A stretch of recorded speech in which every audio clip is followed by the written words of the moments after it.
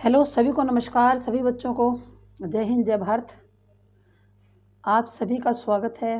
हाँ जी, आ जाएं फटाफट जल्दी से। तो देखिए भाई हमारा जो टॉपिक है वो कौन सा चल रहा था। हमारा टॉपिक चल रहा था, इसकी तरफ ध्यान मत दीजिएगा भाई, ऐसे ही लिखा हुआ है कहीं आप सोचो।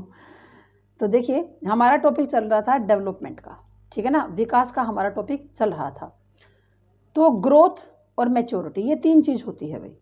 एक तो होती है ग्रोथ, एक होती है डेवलपमेंट, और एक क्या होती है मैच्योरिटी। तो ग्रोथ जिसको हम लोग वृद्धि बोलते हैं, डेवलपमेंट जिसे हम लोग विकास बोलते हैं, और मैच्योरिटी जिसे हम क्या बोलते हैं, परिपक्वता बोलते हैं। ठीक है ना, क्या बोलते हैं भाई, परिपक्वता बोलते हैं। तो ये जो डेवलपमेंट है इसके बारे में हमने पढ़ लिया था कि इसमें परिवर्तन होते हैं। ठीक है, ये प्रोग्रेसिव है, आगे बढ़ते हुए क्रम के अंदर होती है। ठीक है, जैसे बालक की पहले क्या आएगी, पहले शैशवावस्था आएगी, शैशवावस्था के बाद फिर क्या होगा, फिर बाल्यावस्था आ जाएगी, और बाल्यावस्था के बाद क्या होगा भाई, किशोरावस्था आ जाएगी। उसके बाद ऑर्डर में, ये ऑर्डर में चलती है ना भाई, ये ऑर्डर में मतलब शैशवावस्था, बाल्यावस्था, किशोरावस्था प्रोग्रेसिव है, आगे बढ़ती है, कभी पीछे की ओर नहीं चलती। मैंने आपको बताया था ना कि ये रिवर्सेबल नहीं है, रिवर्स नहीं होती। ओके, उसके बाद सीक्वेंस में, एक सीक्वेंस में चलती है। मान लो बच्चा है, पहले बच्चा क्या करेगा, पहले बच्चा बैठना सीखेगा, उसके बाद वो खड़ा होना सीखेगा, फिर बच्चा चलेगा भाई। ठीक है, तो ये एक सीक्वेंस में है। ठीक है ना, पहले बच्चा ABCD सीखेगा, उसके बाद फिर वो जो है शब्द बनाने, वर्ड बनाने सीख लेगा, उसके बाद फिर वो सेंटेंस बनाने सीखेगा। तो एक सीक्वेंस में है, एक ऑर्डर में है, ये प्रोग्रेसिव है। उसके बाद अगर हम ग्रोथ की बात करें तो ग्रोथ के बारे में मैंने आपको सारा कुछ समझा दिया था। ग्रोथ का मतलब होता है वृद्धि, यानी कि वृद्धि जो हमारी होती है वो केवल शारीरिक पक्ष तक ही सीमित है। ठीक है ना, केवल फिजिकल तक ही, है ना, फिजिकल डोमेन तक ही, शारीरिक पक्ष तक ही सीमित है। तो हमारे शरीर का बढ़ना, हमारी हड्डियों का बढ़ना, हमारी ऊंचाई में वृद्धि होना, भार में वृद्धि होना, ठीक है ना, ये सब क्या है, ये हमारी ग्रोथ होती है। ठीक है, और डेवलपमेंट का मतलब होता है ऑल राउंड डेवलपमेंट, कि जब हमारा डेवलपमेंट होता है यानी कि शरीर का भी विकास हो रहा है, वो भी डेवलपमेंट के अंदर आता है। अगर हमारी बुद्धि का विकास हो रहा है तो वो भी डेवलपमेंट है। अगर हमारा सामाजिक विकास हो रहा है तो वो भी डेवलपमेंट है ना। अगर हमारा जिसको हम बोलते हैं इमोशनल डेवलपमेंट, संवेगिक विकास है, तो वो भी डेवलपमेंट है। हमारे संवेगों का भी क्या होता है, विकास होता है ना। अब जैसे हमारे सामने मान लो कोई बंदा आ गया, तो अगर वो मुझसे गलत बात कह रहा है तो मेरा जी तो ऐसा करता है जैसे उसको 2-4 गालियाँ सुना के थप्पड़ ही थप्पड़ मारूं। लेकिन मैं ऐसा थोड़ी ना करूँगी, मैं उसको गालियाँ सुना के थप्पड़ थोड़ी ना मारूंगी, क्योंकि मेरा जो मोरल वैल्यूज़ है वो मुझे ऐसा करने से रोकती हैं। मैं अगर उसको अपनी कोई बात कहूँगी तो कोई तरीके से कहूँगी ना, एक तरीका है, एक मेथड है कहने का। तो वो हमारा क्या है, इमोशनल डेवलपमेंट है। जब हम अपने इमोशंस को क्या करते हैं, कंट्रोल में लाते हैं, इमोशंस को कंट्रोल में कर लेते हैं। अगर हमने बुरी बात कोई सुन ली तो हम दहाड़े मार मार कर थोड़ी ना रोते हैं, ऐसे थोड़ी ना रोएंगे। हमारा जो दुख करने का तरीका अलग से होगा। कोई हमें बुरी बात कह देगा तो हम उसके साथ थप्पड़ मुक्का थोड़ी ना हो जाएंगे, है ना। हम अपनी बात को थोड़ा प्यार से समझाएंगे कि देखो ये बात ऐसे है, मुझे बुरी लगी आपकी बात। तो हम लोग अपने इमोशंस पर कंट्रोल रखते हैं, तो वो हमारा क्या है, वो इमोशनल डेवलपमेंट होता है। तो चाहे हमारा फिजिकल डेवलपमेंट हो, चाहे हमारा कॉग्निटिव हो, या सोशल हो, इमोशनल हो, मोरल डेवलपमेंट हो, और यही 5 प्रकार के डेवलपमेंट आपको करने हैं। तो ये विकास के अंतर्गत आते हैं। मैच्योरिटी क्या होती है, ये परिपक्वता है। मैच्योरिटी किससे संबंधित है, ये हेरिडिटी से संबंधित है। ये किससे संबंधित है भाई, ये हेरिडिटी से संबंधित है। यानी कि हमारी जो मैच्योरिटी है, मैच्योरिटी हमारे लिए क्या एक निश्चित कर देती है कि how far we can go, कि हम कितनी दूर जा सकते हैं, हम कितनी दूर जाएंगे नहीं, ये नहीं कि how far we will go. भाई विल का मतलब तो फिर वातावरण पर भी तो डिपेंड करता है ना, समझ में आई बात। How far we can go, हम कितनी दूर जा सकते हैं, ये कौन, हमारा जो एक लाइन कौन बताता है, ये हमारी हेरिडिटी बताती है। जो हेरिडिटी है ना, वो एक लाइन बना देती है, लाइन लाइन खींच देती है कि आप इतनी दूर जा सकते हो, है ना। तो हमारी जो मैच्योरिटी है वो हेरिडिटी से कनेक्टेड है। एक वंश परंपरा के अनुसार हम लोग क्या होते हैं, धीरे धीरे धीरे धीरे मैच्योर होते जाते हैं। तो जो ग्रोथ है और जो मैच्योरिटी है, ये दोनों ही डेवलपमेंट के पार्ट हैं। आप किसी बच्चे को उतना ही सिखा सकते हो जितनी उसके अंदर मैच्योरिटी है। आप 5 साल वाले बच्चे को एक 15 साल वाले बच्चे के काम नहीं सिखा सकते। क्यों? क्योंकि बच्चा मैच्योर ही नहीं है। बच्चा मैच्योर थोड़ी ना है। अब मान लो बच्चा तो है 6 साल का, है ना? 6 या 7 साल का, तो क्या आप उसको जो है मोटर बाइक यानी कि बाइक चलाना सिखा दोगे क्या? अरे आप कहोगे मैडम कैसे सिखा देंगे? ना तो उसके पैर पहुँचते किक तक, है ना? ना उसका शरीर इतना सक्षम है कि वो उसके भार को कंट्रोल कर ले। तो जो मैच्योरिटी होगी ना, मैच्योरिटी के अनुसार सीखेंगे। अगर हमारे अंदर मैच्योरिटी नहीं है उस काम को करने की, हम वो काम नहीं सीख पाएँगे कभी भी, है ना? और मैच्योरिटी हेरिडिटी से कनेक्टेड होती है। मैच्योरिटी किससे कनेक्टेड होती है? हेरिडिटी से कनेक्टेड होती है, ठीक है ना? हमारे वंशानुक्रम। भाई देखो सीधी-सी बात है, अगर हम बात करें कि विकास जो है ना किससे प्रभावित होता है, तो ओनली 2 ऐसे फैक्टर हैं जिससे विकास हमारा प्रभावित होता है। एक तो क्या? एक तो होती है हेरिडिटी, एक तो क्या होती है? हेरिडिटी, और एक होता है एनवायरनमेंट। एक क्या होता है? एनवायरनमेंट होता है। केवल ये 2 ऐसे फैक्टर हैं जिससे हमारी डेवलपमेंट प्रभावित होता है।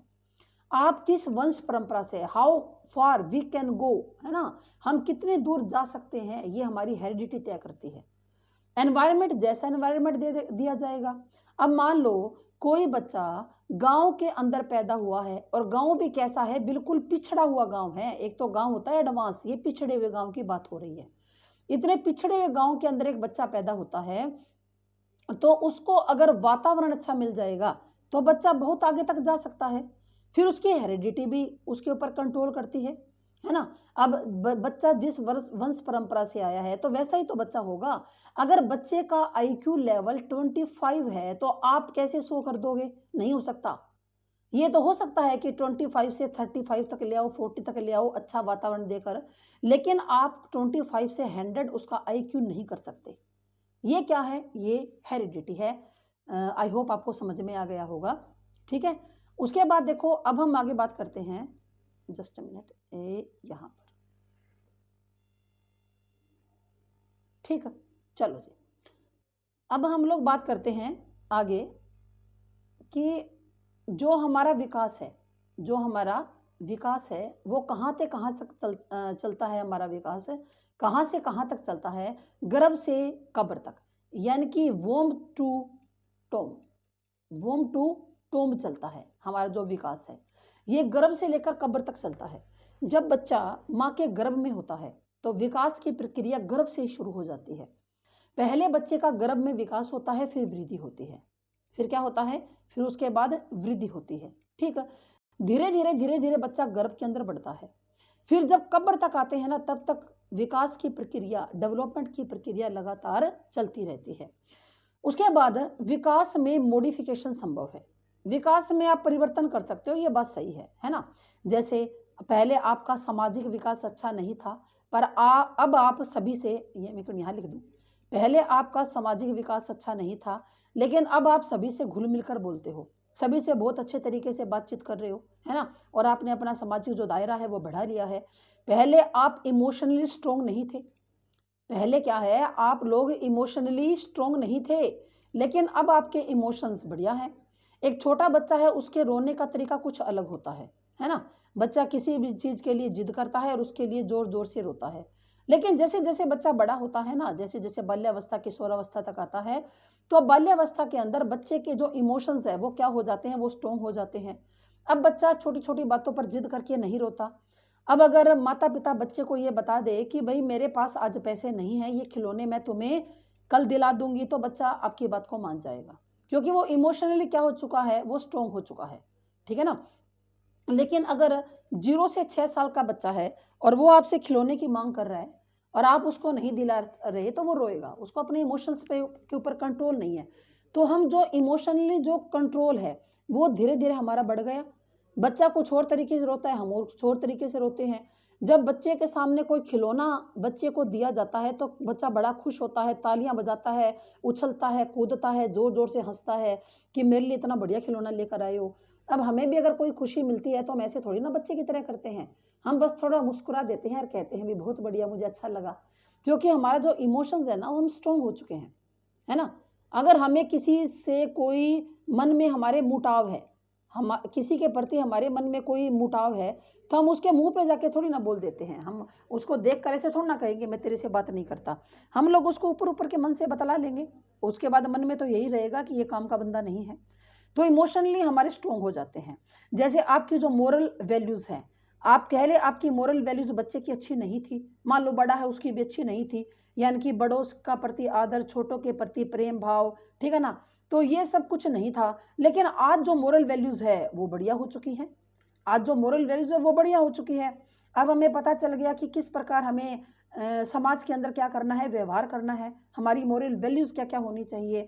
तो ये धीरे-धीरे जो है ना, ये मोरल जो डेवलपमेंट है, इसका मतलब क्या होता है कि ये सेट ऑफ वैल्यूज़ है। जो मोरल डेवलपमेंट है ये क्या होता है, ये सेट ऑफ वैल्यूज़ है, वैल्यूज़ का एक सेट है, ठीक है ना?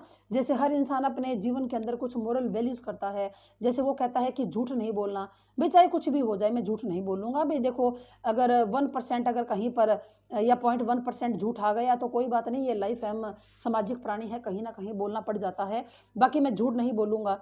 किसी ने कहा कि भई अपना मोरल वैल्यूज़ है कि हम लोग चोरी नहीं करते, किसी के सामान को बिना पूछे हम नहीं उठाते, है ना? ये सेट ऑफ वैल्यूज़ है आपका, है ना? ये सेट ऑफ क्या है, वैल्यूज़ है। हमें किसी से झगड़ा नहीं करना, हमें किसी को अपशब्द नहीं बोलने, है ना? ये सेट ऑफ वैल्यूज़ है आपका, तो ये मोरल वैल्यूज़ होती है। हम अपनी मोरल वैल्यूज़ को कभी भी कितना भी हम लोग उसको बढ़ा सकते हैं, ठीक है? उसके बाद कहते हैं कि इसके अंदर मॉडिफ़िकेशन होता है।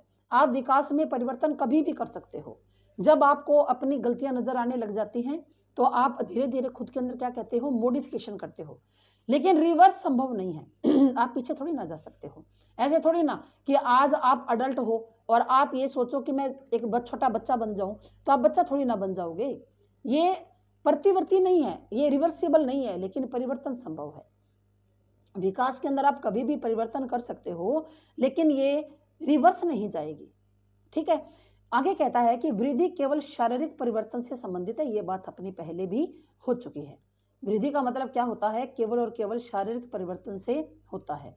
उसके बाद देखो, मैच्योरिटी या परिपक्वता, इसके बारे में मैं आपको पहले भी बता चुकी हूँ कि जो मैच्योरिटी और परिपक्वता क्या है, ये जो है वो हेरिडिटी से संबंधित है। हम अपने वंशानुक्रम के अनुसार मैच्योर होते हैं। अगर अगर मान लो जैसे कोई पक्षी है या कोई पशु है, वो अपनी हेरिडिटी के अनुसार मैच्योर होता है ना? अब आप इंसान के बच्चे हो, अब इंसान के बच्चे हो तो आप लोग क्या है, 1 साल की उम्र के अंदर चलना शुरू करोगे। 1 साल की उम्र में चलना शुरू करोगे, और लेकिन अगर जो पशु या पक्षी के जो बच्चे होते हैं, वो बहुत जल्दी चलना शुरू कर देते हैं। जैसे गाय का बछड़ा है ना? गाय के जो बछड़ा होता है, तो वो विदिन क्या मतलब हाफ ऑवर, है ना? आधे घंटे के बाद वो 30 मिनट के बाद लगभग चलना शुरू कर देता है, लगभग। मैंने एक अप्रोक्सिमेट बता दिया कि 30 मिनट के बाद लगभग जो गाय का बच्चा है वो चलना शुरू कर देता है। इसी तरह पक्षी होते हैं, वो भी एक टाइम के बाद उड़ना स्टार्ट कर देते हैं। तो हम जब इंसान के बच्चे हैं तो हमारी जो मैच्योरिटी है वो हेरिडिटी से होगी, क्योंकि हम जब इंसान है तो उन्हीं की तरह मैच्योर होंगे, है ना? 1 साल की उम्र में चलना शुरू करेगा और 2 साल की उम्र के अंदर सही तरीके से बोलेगा। 1 साल की उम्र तक तो बच्चा कोई केवल 3 या 4 शब्द ही बोलता है। वो कहता है दे दे, ले ले, दादा, पापा, ता ऐसे 2-4 शब्द बोलता है, लगभग 3 शब्द बोलता है, आप ये मान के चलिए मिनिमम। तो जो हेरिडिटी होती है उससे संबंधित क्या होती है, हमारी मैच्योरिटी। तो मिसेज़ हरलोक जो है वो एक महिला है। मिसेज़ हरलोक क्या कहती है, आपने हरलोक के बारे में पढ़ा होगा। ये कहती है कि अगर वातावरण ज़्यादा सख्त होता है तो परिपक्वता के लिए क्या हो सकती है, समस्या हो सकती है। अगर मान लो वातावरण ज़्यादा सख्त मिल जाए हमें, ठीक है ना? मान लो जैसे कई माता-पिता होते हैं, वो बिल्कुल बच्चे के ऊपर ऐसे एक अंकुश लगा कर रखते हैं। वो बच्चे को कहते हैं कि बस भई जो हम कहते हैं ना वो करो। तुम्हारा अपना कोई वजूद नहीं, अपना तुम्हारा कोई विचार नहीं, हम लोग तुमसे नहीं पूछेंगे। मतलब अगर तुम्हें ये काम करना है तो करना है, ऑर्डर इज़ ऑर्डर। कि जो ऑर्डर है वो आपको मानना ही पड़ेगा। मतलब अगर वातावरण ज़्यादा सख्त हो, मतलब बच्चे को अपनी क्रिएटिव बनने के लिए थोड़ी ढील ना दी जाए, अगर वातावरण बहुत ज़्यादा बच्चे के लिए सख्त बना दिया जाए, तो परिपक्वता के लिए समस्या हो सकती है, ठीक है ना? कि बच्चा जो है वो मैच्योर कब होगा, जब उसको मैच्योर होने के लिए वैसा वातावरण मिलेगा, है ना? अगर आप वातावरण बहुत ज़्यादा सख्त है, तो बच्चा खुद से तो क्रिएटिव होगा ही नहीं ना। फिर आपने बच्चे के ऊपर बिल्कुल मतलब सख्त पाबंदियाँ लगा दी हैं कि भई तुम्हें अगर सुबह 6 बजे उठना है तो उठना है। तुम रात को चाहे कितनी भी बजे सो, 6 बजे उठना ही पड़ेगा, है ना, इट्स एन ऑर्डर, ये ऑर्डर है, बस ऑर्डर को मानना पड़ेगा, ठीक है ना। आपने कहा कि आपको 4 घंटे पढ़ना है तो पढ़ना ही पड़ेगा, आपको ये खाना है तो खाना ही पड़ेगा। तो ये वातावरण क्या हो चुका है, बहुत सख्त हो चुका है, ठीक है। अब जैसे बच्चा स्कूल के अंदर जाता है, मान लो घर का वातावरण तो फिर भी ठीक है, स्कूल के अंदर बच्चा जाता है फॉर्मल एजुकेशन लेने के लिए, वहाँ पर बहुत ज़्यादा बच्चे के ऊपर स्ट्रिक्टनेस की जा रही है, ठीक है। बच्चे को आप सांस भी नहीं लेने दे रहे ढंग से, है ना, बच्चे की कोई बात आप मान ही नहीं रहे, तो वातावरण क्या हो जाएगा, वहाँ पर सख्त हो जाएगा। ये कहते हैं कि अगर वातावरण ज़्यादा सख्त हो तो मैच्योरिटी में समस्या आ सकती है, बच्चा उस हिसाब से मैच्योर नहीं होगा जैसे उसको होना चाहिए, क्योंकि बच्चे को खुद से कुछ करने के लिए अवसर ही नहीं मिलेगा, बच्चे के पास अवसर ही नहीं होगा कि वो खुद से कुछ करे। आई बात समझ में। और अगर वातावरण थोड़ा-सा ढीला होगा, तो बच्चे को आगे बढ़ने के ज़्यादा अवसर मिलेंगे। ना तो वातावरण इतना ढीला होना चाहिए कि बच्चा अपनी मर्ज़ी का ही मालिक हो जाए, है ना? और आपकी वो कुछ माने ही ना, आपको वो कुछ समझे ही ना। तो ऐसा अगर वातावरण होगा तो भी बच्चा बिगड़ जाएगा, बच्चा आपके हाथ नहीं आएगा। और अगर आप बच्चे के लिए ज़्यादा कठिन वातावरण लेकर आ रहे हो, है ना? आपने बिल्कुल ही मतलब जैसे होता है ना कि जिसको हम कहते हैं कि बिल्कुल अनुशासन प्रिय जो होते हैं पेरेंट्स, तो उनका बच्चा है वो भी ढंग से मैच्योरिटी उसकी भी नहीं हो सकती, ठीक है। ये कथन किसका है, मिसेज हरलोक का है, ठीक है भाई। उसके बाद देखिए आगे हम लोग बात करते हैं कि ट्रेनिंग एंड गाइडेंस का इस पर ज़्यादा प्रभाव नहीं पड़ता, ठीक है। कि जो आपकी मैच्योरिटी है, यानी कि आपकी जो परिपक्वता है, मैच्योरिटी पर ट्रेनिंग और गाइडेंस का ज़्यादा प्रभाव नहीं पड़ता। भी जैसे आप बच्चे को ट्रेनिंग दे रहे हो कि बच्चा मैच्योर हो जाए, ऐसे थोड़ी ना होगा। या आप बच्चे को गाइडेंस निर्देशन दे रहे हो कि बच्चा जल्दी से मैच्योर हो जाए, है ना, वो बातों को समझने लग जाए, तो इसका कोई ज़्यादा इफेक्ट नहीं पड़ेगा, मैच्योरिटी उम्र के अनुसार होगी। अगर आप 4 साल के एक बच्चे को चाहे कितनी भी गाइडेंस दे दो, कितनी भी आप ट्रेनिंग दे दो, तो क्या वो बच्चा गाड़ी चला लेगा? गाड़ी चला लेगा? आप कहोगे नहीं जी, 4 साल का बच्चा कैसे गाड़ी चला लेगा? क्योंकि उसका शरीर मैच्योर नहीं है। अभी तक उसकी बॉडी के अंदर क्या है, मैच्योरिटी नहीं है। तो मैच्योरिटी के ऊपर ट्रेनिंग का और गाइडेंस का ज़्यादा प्रभाव नहीं पड़ता। बच्चा अपने हिसाब से मैच्योर होगा। अगर आप सोचते हो कि हमारा बच्चा 8 महीने का भागने लग जाए, ऐसे थोड़ी ना होगा। जब तक उसकी टाँगें मैच्योर नहीं होगी, जब तक बच्चे की जो टाँगें हैं वो मैच्योर नहीं होगी, बच्चा कैसे दौड़ेगा, कैसे भागेगा? जब उसके टाँगों के अंदर मैच्योरिटी आएगी तभी तो चलेगा ना। अगर आप सोचते हो कि मेरा तो 1 साल का बेटा है और वो पटर-पटर बोलने लग जाए, कैसे बोलेगा? मैच्योरिटी नहीं है। तो ट्रेनिंग और गाइडेंस का इस पर ज़्यादा प्रभाव नहीं पड़ता। परिपक्वता समय-समय पर वंशानुगत विशेषताओं का प्रकट होना है। परिपक्वता क्या होती है, मैच्योरिटी क्या होती है कि जो हमें वंश परंपरा से जो हमें विशेषताएँ मिली हैं, उनका अनफोल्ड होना है ना? जो हेरिडिटी से हमें मिलता है ना, तो वो समय-समय पर टाइम टू टाइम वो जो गुण होते हैं, वो विशेषताएँ, वो कैरेक्टरिस्टिक्स जो होती हैं, वो टाइम टू टाइम अनफोल्ड होती हैं। टाइम टू टाइम क्या होती है, अनफोल्ड होती हैं, ठीक है।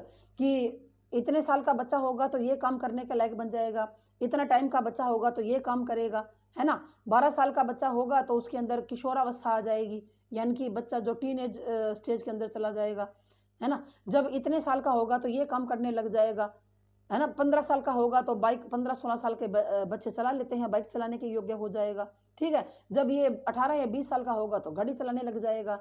अगर ये बच्चा 5 साल का है तो छोटी साइकिल चला लेगा, है ना। अगर बच्चा आपका 8 महीने का है, 7 या 8 महीने का, तो वो वॉकर चला लेगा। वो क्या चला लेगा? वो वॉकर को चला लेगा। तो ये जो परिपक्वता मैच्योरिटी है, वो समय-समय पर जो हमारी वंश परंपरा से जो हमें विशेषताएँ मिली हैं, उनका अनफोल्ड होना है। धीरे-धीरे, धीरे-धीरे जैसे बच्चा बड़ा होता है, ये सारी विशेषताएँ अनफोल्ड होती हैं। क्लियर बात है। अधिगम परिपक्वता पर आधारित है। जो मैच्योरिटी जो लर्निंग होती है, अधिगम का मतलब क्या होता है, लर्निंग। जो आपकी लर्निंग है वो किसके ऊपर आधारित है, मैच्योरिटी पर। मैंने आपको ये बात पहले ही समझा दी कि आप जितने मैच्योर होंगे उतनी आप लर्निंग कर पाओगे। अगर कोई बच्चा मैच्योर नहीं है तो आप उसको कितना भी सिखाने की कोशिश करो, वो नहीं सीख पाएगा। अगर आप 5 साल के एक बच्चे को न्यूटन का नियम सिखाना चाहते हो तो कैसे सीखेगा, नहीं सीख सकता बच्चा। तो जो अधिगम है वो किसके ऊपर आधारित है, वो परिपक्वता के ऊपर आधारित है। मैच्योरिटी के ऊपर क्या है, वो आधारित होता है। क्लियर बात है। उसके बाद देखो आगे हम बात करते हैं कि बच्चों को बच्चों को सिखाई जाने वाली जो क्रियाएं हैं वो बच्चों के आयु स्तर के अनुसार होनी चाहिए, तभी उनमें परिपक्वता आ पाएगी। सिंपल सी बात है, हमने पहले भी कर ली। आप बच्चे को कुछ सिखा रहे हो तो आपको ये पता होना चाहिए कि आप कौन सी आयु वाले बच्चों को क्या सिखा सकते हो, बच्चों के अंदर कितनी कैपेसिटी है, कितनी मैच्योरिटी है, तभी तो आपको ये साइकोलॉजी पढ़ाई जा रही है। अब जैसे आप जो पीजीटी स्क्रीनिंग के बच्चे हो और आपकी क्लास के अंदर एडोलेसेंस वाले बच्चे होंगे भाई, क्या होंगे, एडोलेसेंस के बच्चे होंगे आपकी क्लास के अंदर, तो आप बच्चों को, एडोलेसेंस वाले बच्चों को कितना सिखा सकते हो, वो बच्चे कितना सीख सकते हैं, उनका दिमाग कितना है, उनको सीखने के अंदर क्या क्या समस्याएं आएंगी, आपको इस बात का ज्ञान होना चाहिए, कितने वो जल्दी सीख पाएंगे, है ना। तो आपको इन सब बातों का ज्ञान होना चाहिए कि एक टीचर को, एक अध्यापक को ये पता होना चाहिए कि आप जो बच्चे को सिखा रहे हो क्या उसमें उसके अनुसार परिपक्वता है, क्या मैच्योरिटी है। अगर मैच्योरिटी है तो सीखेगा, मैच्योरिटी नहीं है तो नहीं सीखेगा। परिपक्वता के लिए अभ्यास जरूरी नहीं होता, जबकि सीखने के लिए अभ्यास आवश्यक है। बिल्कुल सही है। आप कहते हो कि हम बच्चे को मैच्योर करना चाहते हैं, तो आप बच्चे को अभ्यास कराओगे, अभ्यास कराने से बच्चा मैच्योर थोड़ी ना हो जाएगा। आप बच्चे को कितनी ही ट्रेनिंग क्यों ना दे दो, आप बच्चे को कितनी ही ट्रेनिंग क्यों ना दे दो, बच्चा मैच्योर तो टाइम पर होगा। समझते हो इस बात को, मैच्योरिटी तो टाइम के अनुसार आएगी। अभी अभी मैंने आपको बताया 8 महीने के बच्चे को ट्रेनिंग दे दोगे, चल पड़ेगा क्या। अरे हम इंसान के बच्चे हैं, चाहे कितनी भी ट्रेनिंग ले ले, उड़ जाएंगे क्या। अरे हम उड़ तो नहीं सकते, पक्षी उड़ सकते हैं, हम थोड़ी ना उड़ेंगे, है ना। आप किसी भी जानवर को कितनी भी ट्रेनिंग दे दो, अरे वो उड़ थोड़ी ना जाएगा। जानवर लिख दिया, जानवर को, वो उड़ थोड़ी ना जाएगा। तो आप परिपक्वता के लिए अभ्यास की, प्रैक्टिस की कोई जरूरत नहीं है। बच्चा अपनी उम्र के अनुसार धीरे धीरे धीरे धीरे धीरे धीरे अपने आप मैच्योर हो जाएगा। जबकि सीखने के लिए, अगर आपको कोई चीज सीखनी है तो आपको अभ्यास चाहिए। आप तैराकी सीखना चाहते हो, आप तैराक बनना चाहते हो, अभ्यास चाहिए। आप नृत्य सीखना चाहते हो, अभ्यास चाहिए। आप एक गायक बनना चाहते हो तो आपको अभ्यास करना पड़ेगा। आप पेपर में सफल होना चाहते हो, अभ्यास करना पड़ेगा। आप जब भी कोई नई चीज सीखते हो, अभ्यास जरूरी है, लेकिन मैच्योरिटी के लिए अभ्यास जरूरी नहीं होता। परिपक्वता अनुकूल तथा प्रतिकूल दोनों ही परिस्थितियों में निरंतर चलती है। अब मैच्योरिटी है, वो तो चाहे वातावरण अनुकूल हो या प्रतिकूल चलेगी। बच्चा 1 साल का चलना सीख जाएगा, चाहे वातावरण अनुकूल हो या प्रतिकूल हो, है ना। अब बच्चा है 2 साल का बोलने लग जाता है, चाहे वातावरण अनुकूल हो या प्रतिकूल है। अरे चाहे वातावरण कैसा भी है, अगर वातावरण हार्ड हो, चाहे हमारा एनवायरनमेंट हार्ड हो या एनवायरनमेंट सॉफ्ट हो, बच्चा परिपक्व तो होगा, उम्र के अनुसार मैच्योरिटी होगी। हाँ, फर्क इतना है कि अगर आप वातावरण को सॉफ्ट रखोगे, बच्चे के अनुकूल रखोगे, तो मैच्योरिटी ज़्यादा अच्छे तरीके से होगी। और यदि वातावरण प्रतिकूल होगा, है ना, अपोजिट वातावरण होगा, तो जो मैच्योरिटी है वो उतने अच्छे तरीके से नहीं होगी। समझ में आई बात। उसके बाद परिपक्वता के साथ वृद्धि भी रुक जाती है, बिल्कुल रुक जाती है।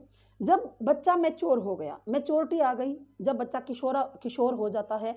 लड़कियों में किशोरावस्था पहले आती है, लड़कों में किशोरावस्था बाद में आती है। तो लड़कियों में किशोरावस्था आ गई, मैच्योरिटी आ गई। कब तक आ जाती है, लड़कियों में 16 वर्ष तक मैच्योरिटी आ जाती है। लड़कों में जो मैच्योरिटी है वो 21 साल तक आती है। यानी कि आप यूं कह सकते हो कि 11 से लेकर 16 साल तक लड़कियों के अंदर किशोरावस्था आ जाती है, लेकिन लड़कों में जो किशोरावस्था है वो 15 साल से लेकर 21 साल तक आती है। ठीक है। तो परिपक्वता के साथ साथ क्या रुक जाती है, वृद्धि भी रुक जाती है। जहां पर बच्चा मैच्योर हो गया तो वृद्धि भी क्या हो जाएगी, वृद्धि भी शांत हो जाती है। वृद्धि भी क्या हो जाती है भाई, शांत हो जाती है। क्लियर बात है। ठीक है। उसके बाद देखिए कि जो आपकी परिपक्वता है वो सीखने के लिए कच्चा माल देती है, रॉ मटेरियल देती है। सीखने के लिए क्या देती है, रॉ मटेरियल देती है। कौन देती है, परिपक्वता। अब आपको पता है कि आपकी क्लास में 9 से लेकर +2 क्लास तक के बच्चे होंगे भाई। आपकी क्लास में 9 से लेकर +2 क्लास तक के बच्चे होंगे। तो ये जो इतने 9 से लेकर +2 क्लास तक के बच्चे हैं, आप उनको कैसे सिखाओगे। अगर वो बच्चे परिपक्व होंगे तभी सिखाओगे, अगर बच्चों के अंदर मैच्योरिटी होगी तभी आप सिखा पाओगे। तो ये जो मैच्योरिटी के लिए जो कच्चा माल, परिपक्वता किसके लिए कच्चा माल देती है, सीखने के लिए रॉ मटेरियल देती है। एक टीचर के पास रॉ मटेरियल आ जाता है कि इस आयु के बच्चों को ये बातें सिखाई जा सकती हैं, तो आप उनको सिखा सकते हो। आप उनको क्या है ये बातें सिखा सकते हो। अब जैसे आपने बच्चे को ये बताना है कि बच्चा किस बिज़नेस के अंदर, मतलब किस कौन-सी बच्चे को नौकरी करनी है या बच्चे को बिज़नेस करना है। नौकरी के अंदर क्या-क्या स्ट्रीम्स होती हैं, क्या आर्ट्स के अंदर होती है, क्या मेडिकल में होती है, क्या नॉन मेडिकल में है, क्या आर्ट्स में है। तो ये बातें कौन किन बच्चों को सिखा सकते हो आप? आप 9 से लेकर +2 वाले बच्चों को सिखा सकते हो ये बात। क्यों? क्योंकि वो जो मैच्योर हो चुके हैं इस बात के लिए। अब बच्चा जब 10वीं कर लेगा तो 10वीं के बाद बच्चे के एक चूज़ करना होता है कि मैं मेडिकल लूँ, नॉन मेडिकल लूँ, आर्ट्स लूँ, कॉमर्स लूँ। +2 के बाद बच्चे के सामने क्वेश्चन खड़ा हो जाता है कि अब क्या? अब मेरे को क्या करना है? कौन-सी लाइन में मुझे पेपर की तैयारी करनी है, मैं कैसे करूँ, कैसे नहीं? अब मान लो कोई बच्चा +2 क्लास का नहीं करता और वो बच्चा कर लेता है जी बीए फाइनल, ग्रेजुएशन कर लेता है। तो बीए फाइनल के बाद एक और सवाल बच्चे के सामने खड़ा हो जाएगा, अब क्या? सवाल तब भी वही है। ये सवाल तब तक आपका पीछा करेगा जब तक आप कामयाब नहीं हो जाते कि क्या करूँ अब मैं? तो ये चीज़ें कब आएँगी आपको? जब आप इसके लिए परिपक्व होंगे, मैच्योर होंगे। क्योंकि 10th क्लास के बाद बच्चा सोचता है उसको क्या करना है। +2 क्लास के बाद बच्चा सोचता है उसको क्या करना है। तो ये जो मैच्योरिटी है, ये सीखने के लिए क्या देती है? रॉ मटेरियल प्रोवाइड करवाती है। ओके? क्या करवाती है? रॉ मटेरियल प्रोवाइड करवाती है। ठीक है भई? चलो जी। उसके बाद देखिए, अब हम आगे बात करेंगे विकास के नियमों के बारे में। अब मेरे ख्याल से आपको अच्छी तरह से समझ में आ गया होगा कि भई वृद्धि क्या है? वृद्धि के बारे में आपको अच्छी तरह समझ में आ गया। आपको ये पता चल गया कि परिपक्वता यानी कि मैच्योरिटी क्या होती है और आपको ये भी पता चल गया कि डेवलपमेंट यानी कि विकास क्या होता है। आपको इन तीनों के बारे में बहुत अच्छी तरह से और डीपली मैंने आपको करवा दिया। अब हम आगे किसके बारे में बात करेंगे? विकास के नियमों के बारे में, प्रिंसिपल्स के बारे में बात करेंगे। आप कहोगे कि मैडम हमारे तो सिलेबस में विकास के नियम नहीं हैं। तो ये देखो बच्चों, ये कोई मैं आपका सिलेबस ही देख रही हूँ अभी, मेरे सामने आपका सिलेबस ही है। तो आपको कोई एक-एक चीज़ ऐसे करके नहीं देगा कि भई आपने ये वाला करना है, विकास के नियम भी आएँगे, प्रिंसिपल भी आएँगे, फलाना भी आएँगे, ढिमकाना भी आएँगे। आपको उसने डेवलपमेंट का टॉपिक दे दिया। ये लो जी, आपका निकल गया मेरे सामने सिलेबस यहाँ पर मोबाइल में। ठीक है? उसने आपको क्या दे दिया? उसने आपको सिलेबस दे दिया। वो कहता है physical, cognitive, social, emotional and moral development, characteristics of adolescence learner and in implication for teaching learning. तो आपको डेवलपमेंट के बारे में सारा नॉलेज होनी चाहिए। उसके बाद हम लोग बात करेंगे फिजिकल, कॉग्निटिव, सोशल, इमोशनल और मोरल डेवलपमेंट की। ठीक है? ओके। तो विकास के नियम हम थोड़ा पढ़ेंगे कि विकास के क्या-क्या नियम होते हैं। ठीक है ना? इसके क्या-क्या प्रिंसिपल्स होते हैं विकास के, उसके बाद हम आगे बढ़ेंगे। ठीक है? क्लियर बात? तो चलिए जी, आपका थैंक यू, धन्यवाद। क्योंकि देखो जो सामने दिखाई देता है ना केवल वो नहीं पूछता, जब इसने डेवलपमेंट दे दिया ना, तो डेवलपमेंट के बारे में हमें सारा कुछ पढ़ना पड़ेगा। पहले हमें डेवलपमेंट की जो बेसिक नॉलेज है ना कि डेवलपमेंट होता क्या है और इसके नियम क्या-क्या है डेवलपमेंट के, वो सारे पढ़ने पड़ेंगे। फिर हम फिजिकल कॉग्निटिव की तरफ चलेंगे। ठीक है जी? चलिए जी, थैंक यू, आपका धन्यवाद। सभी बच्चों का जय हिंद, जय भारत।